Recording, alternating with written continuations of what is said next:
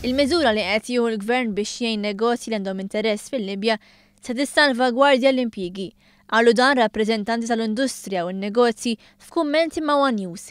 Permezz tal-Malta Enterprise il-Gvern qed jaħdem biex kumpaniji li għandhom ħlasijiet pendenti għal servizzi jew prodotti provduti lill-Gvern jitħallsu mill-iktar fis. David Kurmi, President tal-Kamra tal-Kummerċ, tkellem dwar l-impatt ta' din il-miżura. Allura din il-miżura sa twassal biex ittejjeb il-cash flow ta' dawk il-kumpaniji li kienu qed joperaw il-Libja. Hemm xi 200 kumpanija li ġew identifikati u li mill-informazzjoni li għandna aħna hija miżura li ntlaqtet tajba.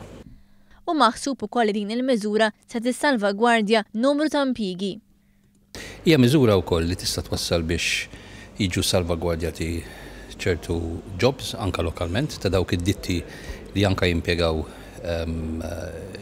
nies lokalment.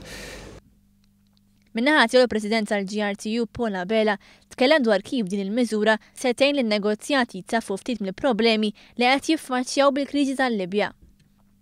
Il-Ministru Cardona ovvjament ħadna pjaċir nisimgħu li ikkonferma li l-Gvern sa jħaffef il-pagamenti u apparti jħaffef il-pagamenti dawk li għandhom il-problemi il-Libja sa jkoll qed jikkonsidra li itaffi minn għandu l-PI, minn għandu vet u minn għandu anka xi arretrati ta' taxxa dawk ħejġu konsiderati kollha. B'din il-miżura l-Gvern qed jerfa' biċċa mill-pis fil-mument tal-prova.